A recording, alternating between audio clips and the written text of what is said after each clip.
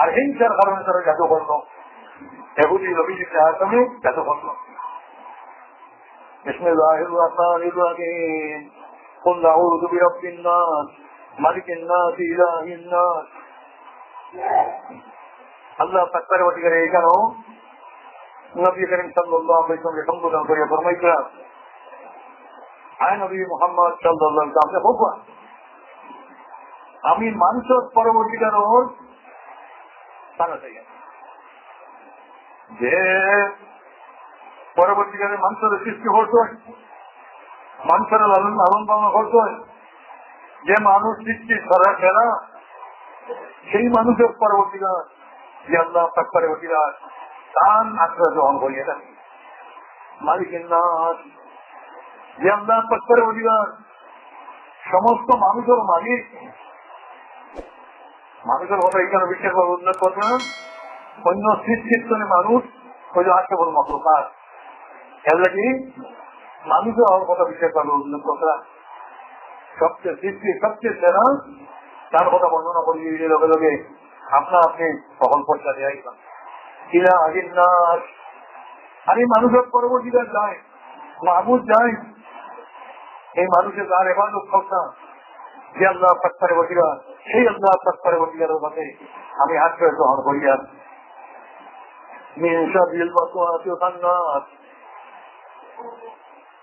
শয়তান তারা কুমন্ত্রণা দান করে, কুমন্ত্রণা দান করে লুকাই থাকে, বাহ্যিক ভাবে প্রকাশ পায় না।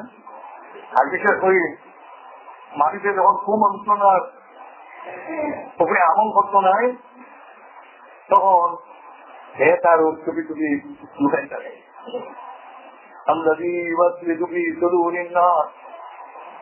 যে নাকি কুমন্ত্রণা দান করে মানুষের সংসারের মধ্যে, এই কুমন্ত্রণা দানকারী কেবলমাত্র ইবলিস মজবুর এরকম নয়, মানুষের মধ্যেও বহুত মানুষ আছে যারা কুমন্ত্রণা দিব পরামর্শ দেওয়া যাইয়া ভালো পরামর্শ দেয় আর প্রকৃতপক্ষে কুমন্ত্রণা দিয়া তার বলে ব্যবস্থা করে।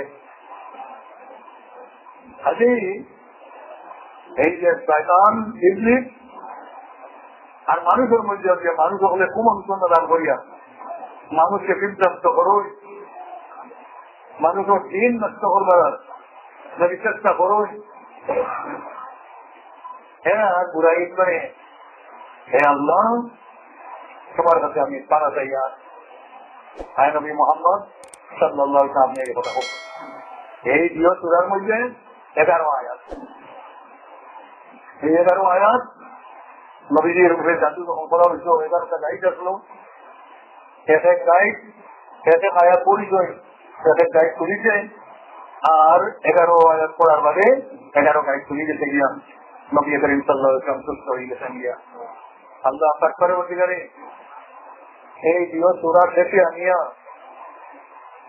ওখান দেখাই দিকরা যে মানুষ যে সময় কামিয়াব হয় তখন হিংসুক হল দৌলার কোন শিখা থাকে না।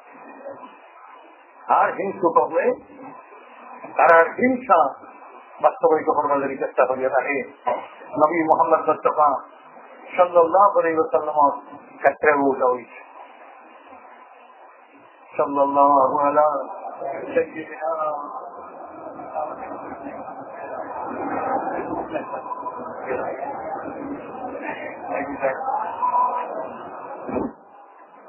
মেহরবান সকল বুজুর্গ হল, আজকে আমরা এখানে হযরতের তাফসীর শেষ হইছে, খতম হইছে, সেই হিসাবে আমরা বহুত বাইরে হল কেন আইছি।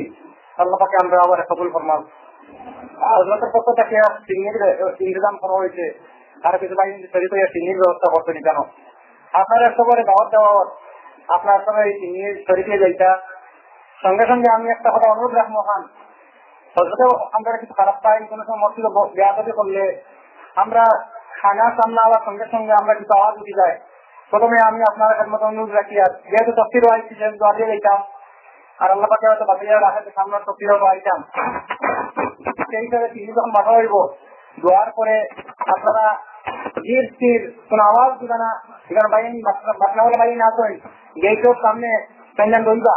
আর 3 নম্বর স্টেশন যেখানে আছে 3 নম্বর স্টেশন ভাই আপনারা 1 নম্বর স্টেশন বা মসজিদের দিকে তো ঠিক লইবা স্টেশন আমরা পুরা খালি করে দিলাইবা কোনো গেটও বাধা হইব ওখান থেকে গেট তাও হইব আর আপনারা ওদিকে দাঁড়িয়ে লইবা। সেই হিসাবে আপনারা 3 নম্বর স্টেশন যে ভাই হল আছে আপনারা মসজিদের দিকে বা স্টেশনের দিকে তো ঠিক লইবা দুয়ার পরে।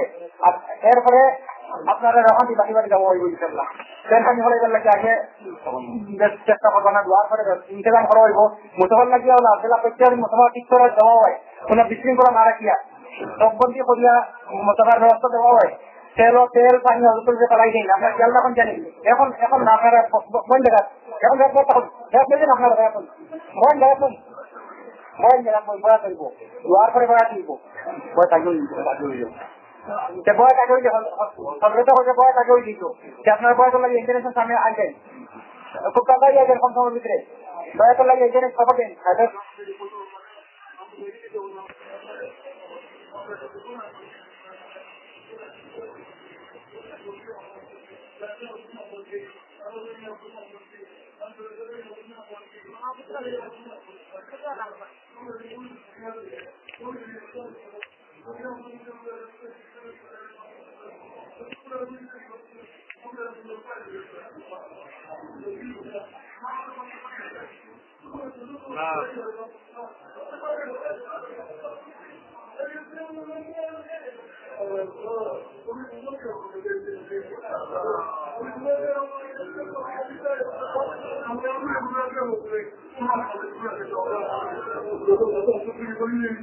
আমার তো হাতে প্রচুরই থাকি তোমার কাছে ধরে